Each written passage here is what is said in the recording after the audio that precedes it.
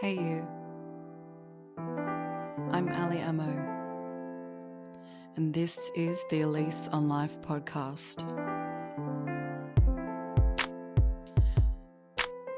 Although I seek to explore the web of life philosophy that I created through this podcast, we are all teachers and students of the web of life.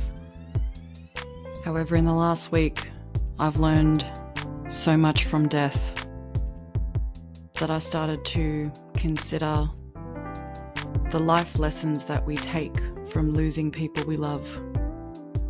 And it also inspired me to put a call out on social media asking other people what they've learned. The responses I got are over 420 and counting. It turns out death can teach us just as much about life as life can. And in many ways, I would argue that we learn so much from losing people that it can change the way we live our whole lives.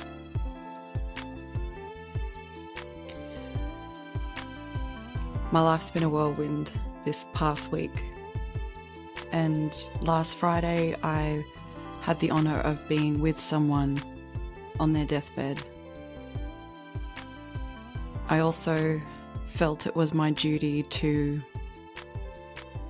address the fact that this particular woman had clung to life for more than 2 weeks with no food, no water, nothing. And her family was struggling to understand why she was hanging on.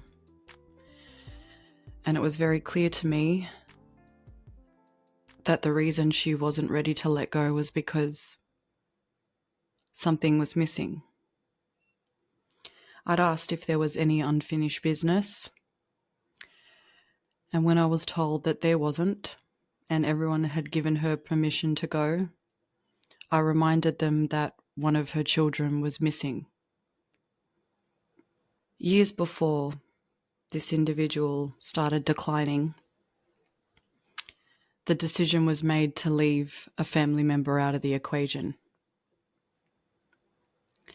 And I was reminded of this, but I couldn't shake the feeling that the reason she was hanging on was because there was someone that she needed to see, be with. I managed to get my wish, and they were all present and in the room with her when she passed. And it was only a few years before that I was with her husband on his deathbed. He was dying of cancer and had so much pain. There was no amount of morphine, endone, or whatever concoction the hospital could muster up that could stop him from being in excruciating pain. And he'd requested his daughter to ask me to be present. Although I'd done the Reiki Master course and I'd practice with a few different people, dogs even, I never charged, and I very much questioned its power. It wasn't until I was with him that I realised it was the only thing that was giving him relief and peace. And on the third day that he'd requested my presence, he asked me for the full clearing. In Reiki, this is called Honsha Zeshonen, and translated it's clearing past lives, present life, and future lives. It was in that moment that I understood that he knew he was going and he wanted to die with a blank slate. Being that I was very much new to practicing Reiki, and because that is the culminating practice of Reiki, I hadn't done that before. I was very nervous, and because I wasn't focused with a live captive audience in the room, it was creating energetic issues for him, so I had to ask everyone to leave, and I had no idea what would happen. He had his eyes closed, and it's Japanese characters, and you say Honshaze Shonen and you're making the movements. And it wasn't until I noticed his face scrunched up and he started crying. And it was the way he said, "I'm so sorry." And the pain behind it and the emotion behind it. I don't know what he saw. I don't know what he felt. I don't know who he was talking to. I don't know. All I know is that what I did must have had power because it had an impact on him. And between him and his wife, it was certainly his wife that I had the closer relationship with. So on Friday morning at 3 a.m, I woke up and I could not get back to sleep for the life of me. And this pull I felt, it was almost magnetic and I couldn't shake it. This pull, like I have to go, get in the car, go, get there. You know what you need to do.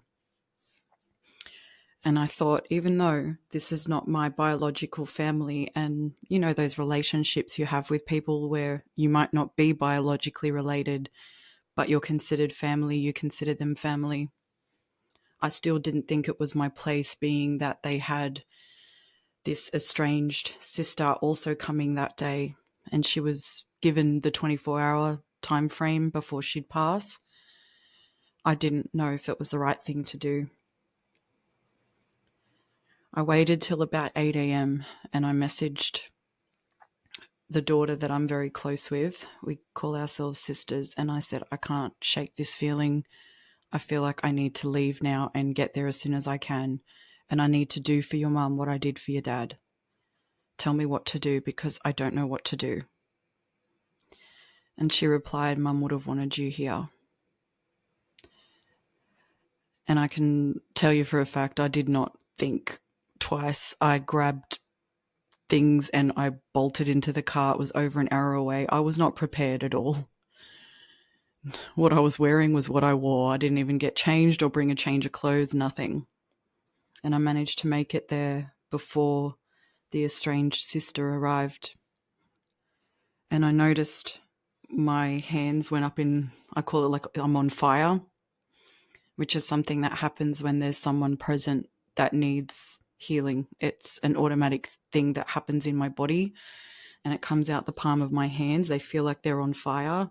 They get really tingly. And if I don't channel that energy to the person that needs it, my whole body feels like it's on fire. The heat and the sweat that comes out of me because it's just staying and it needs to be released. I had enough time to work on her and to do the clearing with her, and she did not wake up. She didn't move. And I was present when the other sister arrived. And when there's a family brought together by death, who are only ever brought together by death, and there's no true relationship, that saying the silence is deafening. Well, the silence was such a strong presence in the room. Energetically, I felt like I need to get out, and I was stuck to a wall, like it was pushing me against the wall, and I had to get out. And when I did, a very strong feeling come over me, and I could hear, Ali, you need to talk. Ali, you need to be yourself. Break the ice, break the tension, just be yourself. My heart was torn between this estranged daughter who's confronted with the loss of her mother, regardless of the nature of her relationship or the distance between them.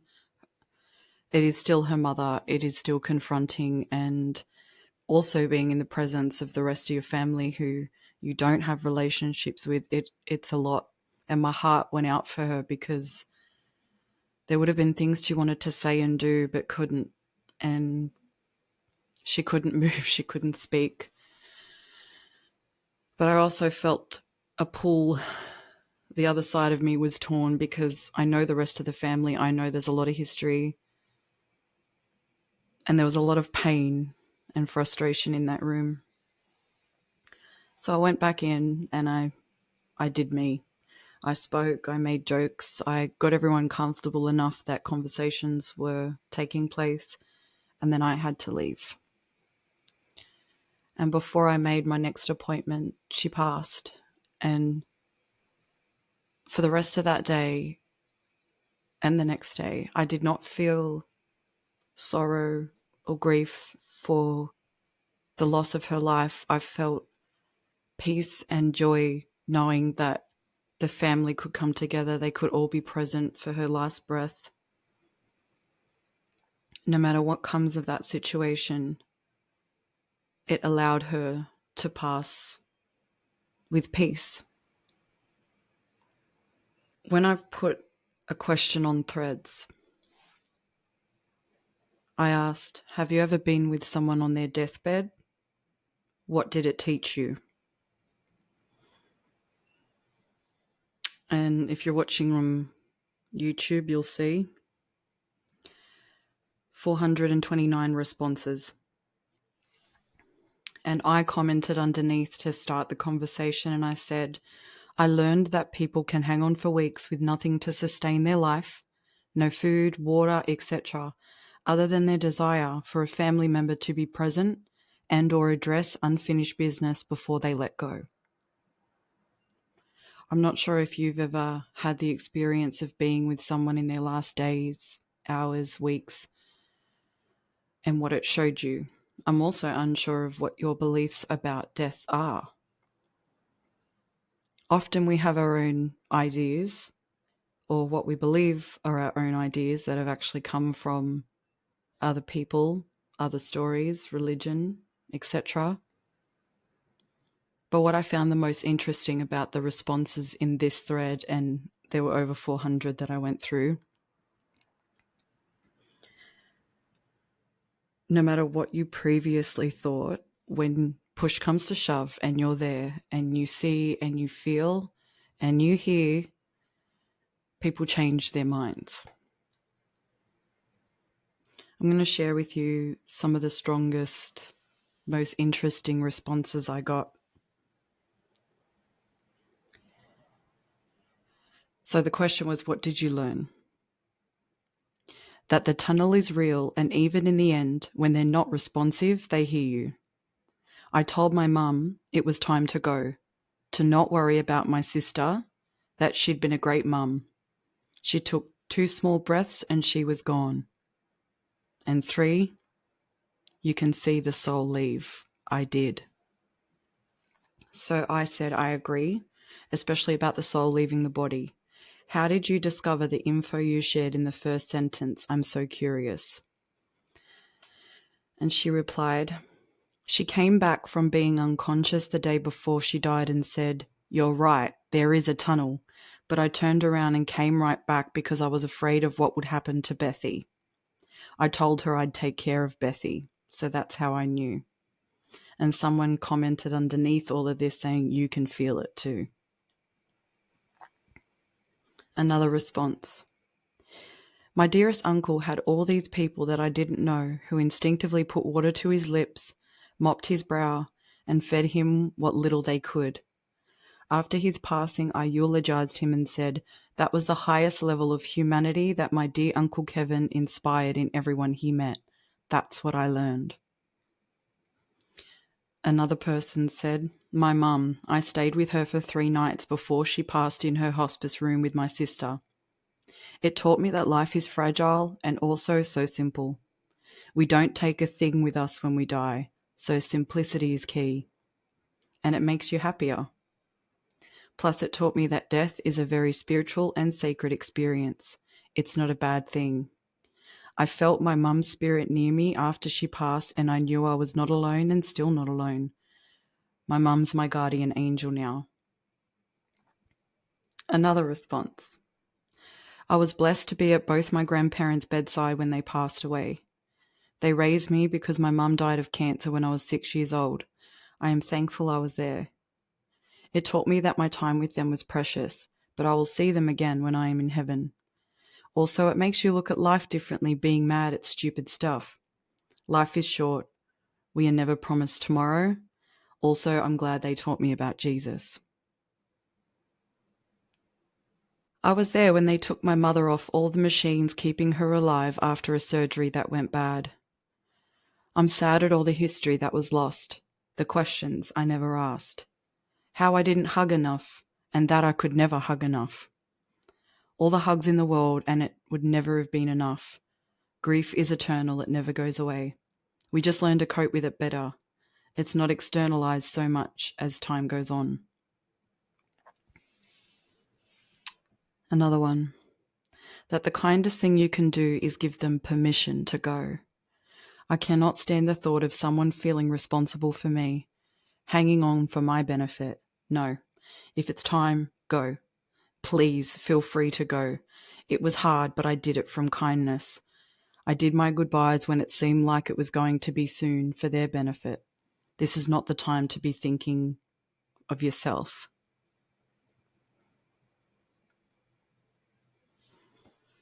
My mum had cancer on and off for 19 years. She passed when I was 19. Her last words to me were, "You're old enough to look after yourself now, and I'm tired. Is it okay if I go now, please? I need to go and be with your dad now. He's waiting for me." Her dad had died when she was 3. It taught me people will do anything for the ones they truly love, and true love never dies. Prior to this, she'd asked me to take her to Switzerland to end her life. It taught me, no matter how tough we act, we all have feelings. This one was short, sharp, and to the point. That no one dies lamenting about their waistline or what size clothing they wear. No one dies wishing they had spent more time working. No one dies worrying about their fancy car or Birkin bag. Love. That's it, their loved ones. That they should have spent more time and had more love and forgiveness.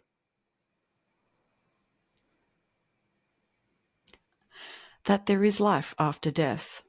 I felt my father's spirit pass through me at the time he passed, and I was 100 miles away.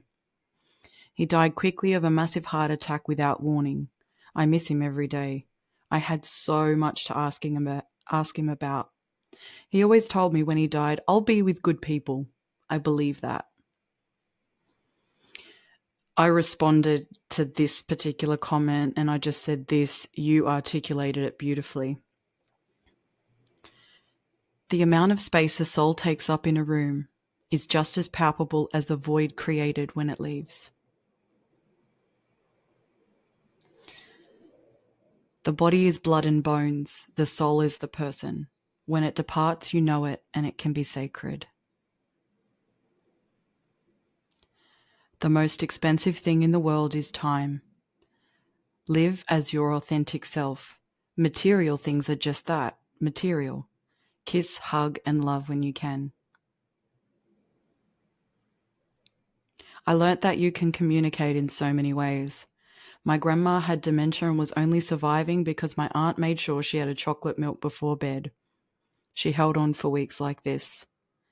Her memory and words were all over the place, but she would sing along to songs she sang to me as a baby. Her eyes would light up, and I know she went feeling loved. My grandpa happened to go into the home early one day, and she died in his arms. It's so beautiful. I learned that we try to connect till the last moment. She gave my hand the tiniest squeeze. Love transcends everything. They wait. My dad was on hospice for a while, and when I got the call one night that he was unresponsive, I came to see him. I sat with him, held his hand, talked to him, and told him it was okay to go. Then I left, and he passed the next day. They do wait until they can say goodbye. And there were quite a few along this sort of line as well. I was with my father when he passed on Christmas Day 2019. Just before he passed, he said to me, "Who is the figure at the end of the bed? I can't see them clearly and they're surrounded by a white light." He passed shortly after that. Another one commented on the same thread and said, "I learned that they will see their already gone loved ones in the room too, and they might mention it. It might confuse them or the living in the room, or everyone feels incredible love and peace at that.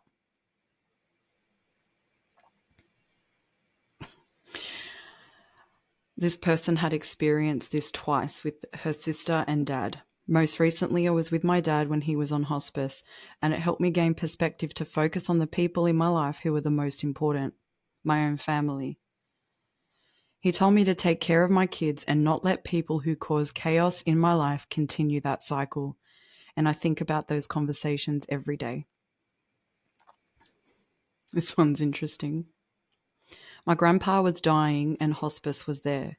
It was his final days, and our pastor came to give him communion, and we're all standing around his bed. He was saying to close the blinds, it was too bright, but the curtains were already closed. So yes, the bright light thing. As we're all standing around, the pastor prayed. My phone rang to the tune, "Let's Get It On." The most awkward moment ever. You asked, what did it teach me? 1, the bright light thing is real. 2, turn your ringer off. And then another one said, I learned that people don't really believe in an afterlife. They only want to. When someone dies, they don't react as if it was true that the person went to a blissful afterlife and they'll see them again. They react as people whose loved one is gone forever.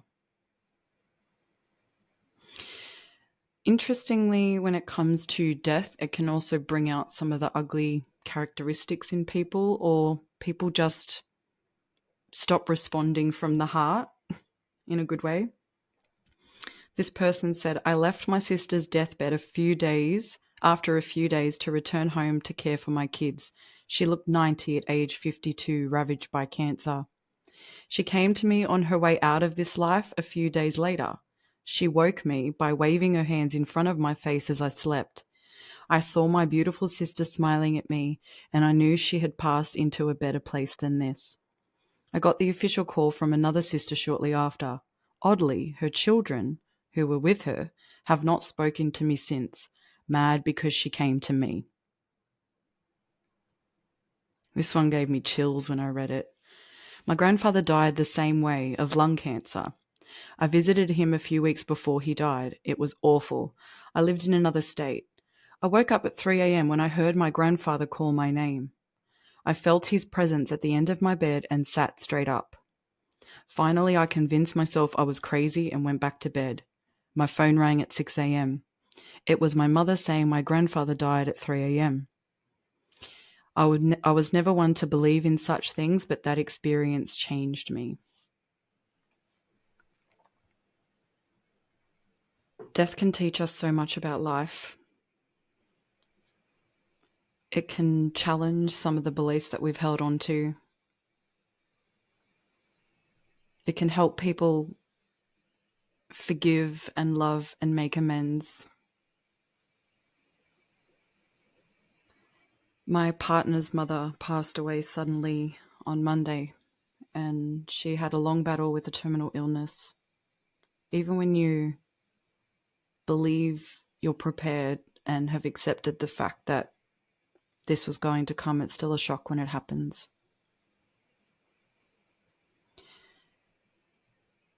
I watched the regret and the guilt and the disappointment overcome one of his siblings, and all of a sudden, all the frustration and everything from the past was gone.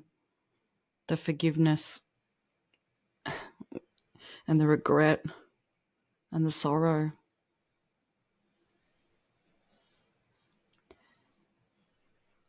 I've been thinking a lot about death lately.